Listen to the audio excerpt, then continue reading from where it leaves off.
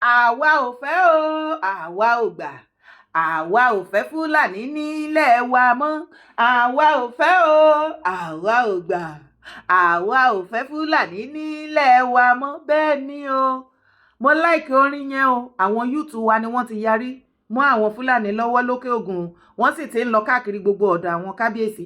Ṣé rí ẹ̀yin brothers and sisters mi, ẹ má ṣe ní ṣeréṣeré o.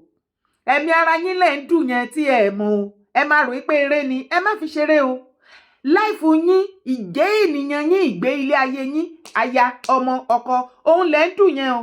Ṣé wá rí gbogbo religious leaders house pátápátá, ẹ make sure pé lọ visit wọn, ẹ lọ sọ fún wọn bẹ́ẹ̀ kẹ́ fẹ̀hónú hàn, ẹ ò fẹ́ Fúlàní lókè ògùn kan má pa yín mọ́.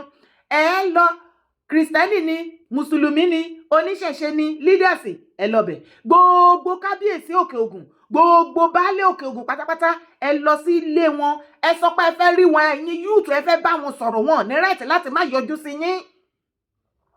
Èyí tí ò bá ti dá yín lóye jẹ́ ká mọ̀, ká pariwo wọn síta. Ẹ sọ fún wọn wípé kí Fúlàní máa pa yín láì rò wọn, láì ṣẹ̀ wọ́n, láì bá wọn jà, láì ṣe anything. Kọ́ńkàn dédé máa pa yín, kó sọ yín dá láìláya, kó sọ àwọn aya yín, kó sọ di opó ọ̀sán gangan, kó sọ àwọn ọmọ yín, kó sọ di ọmọ ọlọ́mọ.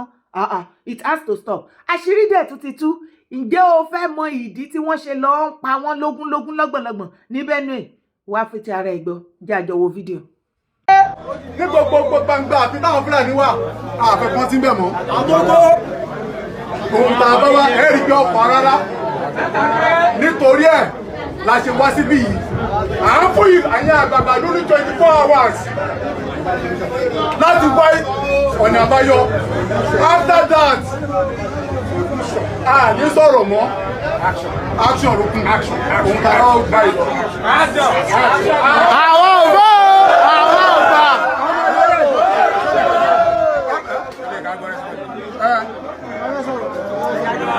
Bàbá lè ní àwọn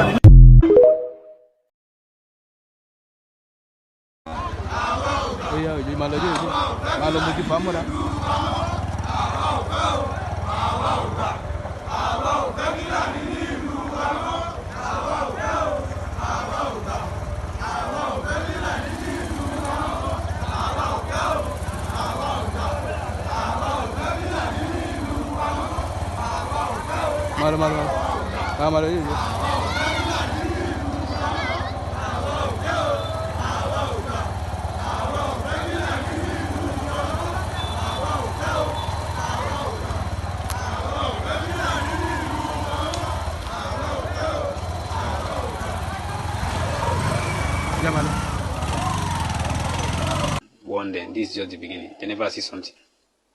And I want to tell you something. Fulani are not like government. I'm seeing in social media abusing government, doing this. Fulani are not like government. You have to be very careful. You have to be very careful. Last month, I come meet with one video. Benue State people, they give Fulanis 14 days to come out in their states. That one is rubbish now. They don't have that right to chase out Fulani in their state. Whether to state peace with Fulani or they should leave Benue State. You can see the number of cows they are killing in Benue State in this season. They are killing innocent Fulani in Benue State. You didn't say anything, but now, after this strike, you go there, be saying nonsense. So you have to be very careful. This is just the beginning. This is just the first strike. So Nigeria are not like government to be careful. Mo rò yí pé ó ti ń clear báyìí. Tó bá gbọ́ fídíò Fúlàní yẹn tó listen sí dáadáa, ó ti sọ àṣírí ìdí gan-an tí wọ́n ṣe ń attack Benue back to back. Kí ni ìwà tèmi gbọ́ lẹ́nu ẹ̀? Ó ní a ò ní right láti lé àwọn Fúlàní kúrò lórí ilẹ̀ wọn. Tó bá pa wọ́n, wọ́n pa wọ́n náà ṣe lé wọn kúrò o. just like bí àwọn brothers and sisters wa youth yìí sìn tí wọ́n sọ wípé ní Òkè Ògùn wọn ò fẹ́ Fúlàní ń bẹ̀. Ǹjẹ́ ìwọ àtèmi àti gbọ́ dáadáa àtẹ̀yìn tẹ́ bá rí fídíò tẹ́ ń gbé lókè Ògùn ní Ọ̀yọ́ state ń bẹ̀ wọ́n ní Fúlàní ló ti dominate gbogbo bẹ̀ yẹn. Wọ́n láwọn ni lọ́sàn gangan ọmọ Yorùbá gan ò lè rìn bó ṣe wù ú níbi bẹ̀. Àwọn ni wọ́n ń ṣe bí ọlọ́ba kò dẹ̀ sẹ́ni tó máa yẹ̀ wọ́n lọ́wọ́ wò. Nísìnyí táwọn youth ti wá pariwo nísìnyí pé àwọn ò fẹ́ mọ́, àwọn ò gbà mọ́, àwọn ò fẹ́ Fúlàní lókè Ògùn mọ́. Òtítọ́ pọ́nbélé ni wọ́n sọ o, ayé ara wọn ni wọ́n dù. Mo wá fi àsìkò yìí pé gbogbo àwa ọmọ káàárọ̀ wa àjíire bí a ní láti support àwọn youth yẹn. Ayé ara wọn náà dù. Ṣé wá rí ẹ̀yin youth mi? Ẹ bá mi lọ sí gbogbo religious leaders house pátápátá, mi ní kẹ́ lọ bá wọn jà o. Bẹ́ẹ̀ ṣe fẹ̀hónú hàn ní ọ̀dọ̀ àwọn palace yẹn, òun náà ní kẹ́ lọ sọ́dọ̀ wọn. Christian leaders ni, Islamic leaders ni, traditionalists ni. Ẹ lọ sọ́dọ̀ wọn, kẹ́ lọ sọ fún wọn wípé ẹ fẹ́ ẹ gbà torí gbogbo wọn náà jọmọ̀ sí. Ṣó wá rí gbogbo ẹ̀yin èèyàn mi, ẹ̀yin youth mi, ṣé rí gbogbo àwọn tó kù pátápátá tó ń pè ní kábíyèsí tó wà lókè Ògùn, ẹ make sure pé lọ fẹ̀hún náà lọ́dọ̀ wọn. Àwọn baálé àgàgà gbogbo wọn pátápátá ẹ make sure pé débẹ̀. Ṣùgbọ́n o tó bá gbọ́ tí ìwọ àtẹ̀mí jọ gbọ́ nǹkan tí Fúlàní sọ wípé àwọn ará Benue ìwé ìtọ́ṣe máa sọ pé kán lé Fúlàní, kán má da màálù láàrin ìgboro wọn mọ́. Wọn ò ní right pé àwọn kì í ṣe Nigeria government. Nigeria government la lè bá dán irú ìyẹn wò. Wọ́n jẹ́ kó yé wa wípé àwọn ya wèrè ju Nigeria government lọ nìyẹn. As a matter of fact, nǹkan tẹ́mi ń gbọ́ bẹ́ẹ̀ ni wípé àwọn lọ́kọ ìyá Nigeria government. Bí Nigeria government rẹ̀ láti ṣẹnu gbọ̀ngbọ̀ngbọ̀n sí wọn. Because ó ti clear sí Nigeria government ò lè bọ́ síta sí kan láwọn declare olórí àbí leader terrorist group kan àbí kinní kan wọ́n declare wanted. Irọ́ ni ẹ má believe wọn o. Bí Nigeria government bá sọ pé wọ́n wanted leader terrorist kan náà láàyè o, irọ́ ni o. Wọ́n wá wọ́n mọ ibi tán wà. Customer dáadáa ni wọ́n jọ ń sùn, wọ́n jọ ń jí ni. Wọ́n mọ̀ ìgbà tó fẹ́ lọ bẹ olórí àwọn Fúlàní herdsmen, ṣé wọ́n lọ bá ní ṣé wọ́n wá béèrè lọ́wọ́ ìwà tèmi. This is a man olórí àwọn terrorists tó ti ń wá for how many years? Ìgbà tí wọ́n fẹ́ lọ bẹ̀bẹ̀ ṣé wọ́n padà mọ ibi tó wà? Kò jù bẹ́ẹ̀ yẹn lọ. Ṣùgbọ́n ẹ̀yin youth mi, ṣé ẹ ti ready? Mo ní bẹ̀rẹ̀ ni, ṣé ẹ ti ready based on the video tó jáde pẹ̀lú ọ̀rọ̀ tó jáde lẹ́nu Fúlàní nínú video yìí? Wípé anywhere tó bá ti ní pé kán flush àwọn Fúlàní tó ń terrorize àwọn èèyàn, wọ́n máa sọ bẹ̀dẹ̀ eru ni. Jọ̀ọ́ nítorí Ọlọ́run, ẹ̀yin youth mi, ṣé ẹ ti ready? Mo kàn ní ìbéèrè ni, àti wípé gan pàápàá ṣebí movement Yorùbá Nation movement leader mẹ́ta ló ti wà báyìí. Bàbá Akíntóyè, Bàbá Ìgbòho àti Architect Akínọlá, àwọn mẹ́tẹ̀ẹ̀ta. As a matter of fact, Architect Akínọlá àwọn ni wọ́n dàbẹ̀ ni wípé leader gangan nísìn, because àwọn èèyàn majority láti UK wọ́n ní àwọn need leader nínú Nàìjíríà. Gbogbo wa la dẹ̀ mọ̀ pé ilé ni gbogbo nǹkan tá à ṣe inú Nàìjíríà níbẹ̀ ibẹ̀ ló wà. Okay. Ọ̀rọ̀ yìí ṣáà lọ́rọ̀ pé dandan wọ́n need leader. Ṣé mọ̀ pé ṣì fi gbó bẹ́ẹ̀ wọ́n wà ní Germany. Bàbá Akíntóyè wọ́n wà ní Kútọ́nù. Wọ́n ní dandan leader ní láti wà at the end of it. Architect Akínọlá àwọn ni leader Yorùbá Nation lọ́wọ́ fún àǹfààní ìwọ tó bá ti mọ̀. Architect Akínọlá àwọn ni leader Yorùbá Nation lọ́wọ́ tó lead Yorùbá Nation movement. Nàìjíríà ni wọ́n dẹ̀ wà bọ̀ ó kọ̀ dàbẹ́ ni pé ẹnu ìgbà tẹ́ bẹ̀rẹ̀ rally àwa kan dúró ká rí wọn bó tẹ̀ jẹ́ street wọn kí wọ́n lead rally kan kó àwọn èèyàn wọn sẹ́yìn kan lead rally gẹ́gẹ́ bí leader tí wọ́n jẹ́ tó wà ní Nàìjíríà. Ṣùgbọ́n ìgbà tẹ́mi máa ṣe findings lọ tí information máa dọ́dọ̀ tèmi, àwọn ti wà ní UK rally dẹ̀ ìṣẹ̀lẹ̀ ní Nàìjíríà. Irú leadership wo wá leléyìí o ẹjọ́? Irú leadership wo leléyìí? Mo kàn ní ìbéèrè ní o ṣe mọ̀ pé kì í fòótọ́ ọ̀rọ̀, èmi ò dẹ̀ lè parọ́ sẹ̀. Mi hate anybody, òtítọ́ ọ̀rọ̀ ni máa sọ. Ẹ má jà máa tanra wa ká máa tàwọn èèyàn náà. Leadership ẹ̀dẹ̀ ní dandan ẹni di leader nínú Nàìjíríà bẹ́ẹ̀ ó ti wá sí ìgbà tó bẹ̀rẹ̀ rally gbogbo wa là ń dúró the first second third day wípé òkè o a máa rí Architect Akínọlá o àti gbogbo ọ̀rọ̀ rally pé kinní kan o àdè gbúrò nǹkankan ìgbà tá a máa gbọ́ lọ gbọ́bọ̀ wọ́n lẹ ti wà ní UK sà. Rally ẹ̀dẹ̀ ṣe rally Nàìjíríà àti ìgbà tẹ́ẹ̀dẹ̀ ti take leadership yìí ó tutù gan ni àgbọ̀n kankan àdè ń gbọ́ pé wọ́n lẹ fẹ́ flush Fúlàní àbí nǹkan kan àti gbogbo kinní gbogbo ẹ̀ you know gbogbo information mo kàn ní kí n já yín ní kékeré ni pé kò sí information tí ò sí lọ́wọ́ ti tèmi o gbogbo ẹ̀yin tẹ́ bá need information mo kàn ní kí n ṣe máa wò náà ni o so ẹ bá wa kàn sí Architect Akinola as the leader tán lead tán dẹ̀ wà nínú Nàìjíríà a fẹ́ rí iṣẹ́ ọwọ́ wọn o a fẹ́ rí iṣẹ́ yín ìgbà tí Ìgbòho wà ń bẹ ó ń dùn náà ní ìgbà tí ọmọ Adéyẹmọ bẹ́ẹ̀ ó ń dùn àbí kò dùn ni ó dùn so nísìnyí tó jẹ́ Architect Akinola ló ti take over kò sì rújú Ìgbòho sì bá wọn jà ó gbà fún wọn everybody gbà fún yín bàbá a fẹ́ rí iṣẹ́ ọwọ́ yín kò kàn ṣe bó ṣe quiet it's not about money alone information pọ̀ nílẹ̀ o ẹja ìdádúró Joshua ti gbọ́ ibẹ̀ ni kọ́kọ́ là ń lọ pásítọ̀ ẹjọ́ kí ni nǹkan tí ó ń ṣẹlẹ̀ gan nínú Nàìjíríà ṣe rí àwọn politicians leaders wa yìí àwọn political leaders sorry wọ́n lè rọrùn wọ̀ o ó ti pẹ́ tí mo ti máa sọ fún ẹ bí mo yẹ bá ẹ sọ̀rọ̀ yìí lára àwọn leaders àwọn governors wa tí ìyà ń jẹ ọ̀pọ̀pọ̀rípọ̀ àwọn èèyàn lábẹ́ wọn tọ́nà balẹ̀ lórí bí àṣẹ governor wọ́n rí owó láti share láti fi jẹ́ kí iṣẹ́ ìyà kó tán lára àwọn aráàlú ibi tí wọ́n jẹ governor sí 30 million naira ni governor KB ló gbé lọ sọ́dọ̀ pastor ó lóun lọ fi support crusade 30 million naira ó lọ fi support crusade ṣùgbọ́n pastor ti dá padà pé ṣé ẹ ní motherless babies home àwọn èèyàn ò jìyà nínú state yín tẹ̀lé kówó fún jọjá àjọ wa gbọ́jàre. Our governor, His Excellency Dr. Nasir Idris Ona Abdullahi Ngondu, a faithful governor and also a comrade governor, which you all know he is the only a comrade governor in this country. He has therefore graciously approved the donation of the sum of 30 million naira to this gathering. That is to the organizing committee.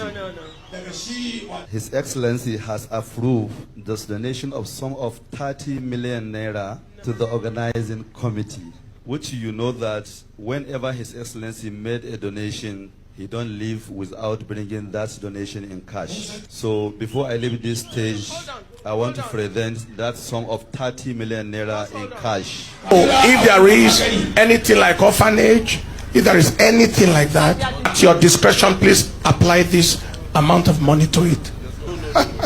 No. It will not be received. It will not be received. They are trying to, tá a bá wá pariwo tí wà tèmi pariwo lálálálálá ṣùgbọ́n tá a rí àwọn pásítọ̀ àbí àfáà àwọn sheik àwọn dádì jí o gbogbo wọn tí majority wọn keep quiet tán lè sọ̀rọ̀ ó ti pẹ́ tí mo ti máa ń sọ àbó kì í gbọ́ lọ́dọ̀ mi ni wípé àwọn religious leaders wa àti àwọn political leaders customer dáadáa ni àwọn méjèèjì tí àwọn gọ́fìmẹ̀ntì ibi tó bá ti unleash ìyà dé ara wa tán náà wá dé ibi tó bá kù wọ́n á transfer lọ sí ọ̀dọ̀ àwọn religious leader àwọn náà máa fi ẹ̀sìn bíbélì àti ẹsẹ̀ Quran wọ́n á fi jù wá sínú ìgbèkùn ká má doríro gbogbo ìyà tí gọ́fìmẹ̀ntì ń fi wá jẹ ká má wọrí o ẹ̀mí mi máa gba gbogbo ògo o ẹ jẹ́ á gbàdúrà fún Nàìjíríà o ó dáná ẹ jẹ́ á lọ sí Israeli lọ gbàdúrà wá ó dáná ẹ tẹ sponsor wa lọ sí Mecca ká lọ gbàdúrà wá àbábọ̀ àdúrà Mecca àti Israel wọ́n padà tó wá ń kọ́ mosque àti mọ́ṣáláṣí náà ni wọ́n tó padà wá ń sọ wípé ká tún gbàwé àtàdúrà yẹn tó já sí pé gbogbo owó tán kó lọ sí ilẹ̀ mímọ́ lọ gbàdúrà wa rọ́bìṣì ni kò ṣe kankan wọ́n kàn waste owó dànù the same owó tí wọ́n ní kò sí Nàìjíríà tó lọ ń yá torí tó bá sọ pé gọ́ọ̀mẹ̀ntì wọ́n sponsor wọn lọ́dún yìí irọ́ ni wọ́n mọ̀ọ́mọ̀ má pariwo síta ni o ṣé o ti rí owó tí gọ́ọ̀mẹ̀ntì run sí orí pilgrim àti ti kìrìsìtẹ́nì àti mùsùlùmí lọ́dún yìí èlò olólọ́lọ́ọ̀kan yẹn kò wá ṣe federal nìkan state gan wá ya wèrè tí at least bàbá Adeleke ó ní iye owó tẹ náà bítíbitì millions tẹ ná tẹ fi rán àwọn èèyàn lọ́kàn lọ gbàdúrà wá fún second term yín you see it is about them má máa jà fún wọn má máa defend ayé ẹ jẹ́ kí ìwà tèmi ká defend ayé ara wọn ọmọ kò lè nìyàn ni wá ṣùgbọ́n alẹ́jẹ̀ lọ́rùn a sì lọ́lọ́run ọba ṣótírí báwa bẹ̀rẹ̀ lọ́wọ́ gọ́vnà KB state bí KB state dẹ̀ ní èké tó bá bí ń bẹ̀ kí ni àjọṣepọ̀ tó wà láàrin òun àti pastor Enenche kí ni àjọṣepọ̀ tó wà ń bẹ̀ lórí pé bàbá pastor organize crusade kó 30 million sílẹ̀ lórí crusade ṣe ní kán á fún wọn bẹ̀ kó ṣe pé kán á fún wọn o ṣó ti rí wípé gbogbo wọn jọ ń ṣiṣẹ́ wọn jọ ń fìyà jẹ wá ní ìjọ tí ìwà tèmi bá ti bẹ̀rẹ̀ sí ní lu ọpọlọ wa ìjọ yẹn là ní jẹ́ kí wọ́n fi bíbélì àti kùrán kọ́ máa fi da ọpọlọ wa rú kọ́ fi sọ wá sínú ìgbèkùn wàá lè dánú rò fúnra ẹ àwọn ń ṣẹlẹ̀ ayé gbogbo nǹkan tí ọ̀pọ̀lọpọ̀ wọn máa sọ fún ìwọ àtẹ̀mí pé ká má ṣe ká gbà fọlọ́run àwọn ò gbà fọlọ́run o nǹkan ayé tán ní pé káwa má wà yẹn òun làwọn ranjú mọ́ tó kọ́kọ́ lé bá mi bèrè pásọ̀ tí ò ní gbogbo àwọn A-list pastor Nàìjíríà sìn nílẹ̀ Yorùbá ṣebí gbogbo wọn náà ti ní private jet tiwọn wọ́n ní burúkú owó wọ́n ní company both home and abroad owó tán ti ní sílẹ̀ ẹ̀yìn ẹ̀rí in fact wọ́n ṣẹ́ṣẹ́ owó sílẹ̀ fáwọn ọmọdọ́mọ wọn ní láíláí tó máa bá ń bẹ̀ gbogbo ọmọ wọn náà ti sọ de pásítọ̀ tó dẹ̀ ti kọ́ ṣọ́ọ̀ṣì bàǹbàǹbà fún wọn ìwà àtẹ̀mílà ìwà lẹ́nu ẹ̀ so gẹ́gẹ́ bí mo ṣe ń sọ lọ lẹ́ẹ̀kan jàre dádì architect Akínọlá nípa ti Fúlàní tẹ̀dẹ̀lẹ́fẹ́ ìyẹn náà information yẹn náà wà nílẹ̀ à ń gbọ́ à ń dúró dè yín o àti ìgbọ́n kankan o àti ìgbọ́n kankan torí ní ìgbà tí Ìgbòho tí ó lóun fẹ́ ṣiṣẹ́ àrí àwọn oríṣiríṣi nǹkan tá a lè sọ ṣùgbọ́n eléyìí ẹ má sọ fún wa wípé iṣẹ́ kan ń lọ níbì kankan àti kọjá stage yẹn àbí kò yé wa gbogbo ẹ̀yin èèyàn wa ní ìlú UK tí ẹ jà fatafata wípé dandan ó ní láti ní leader ní Nàìjíríà àti ní leader ní Nàìjíríà nílẹ̀ Yorùbá o Architect Akínọlá òun ni leader lọ́wọ́lọ́wọ́ ń sìn àwọn náà lead bàbá Akíntóyè wọ́n sì wà ń Kútọ́nù ṣùgbọ́n gbogbo bí ìrìn àjò Yorùbá nation bá ṣe jẹ́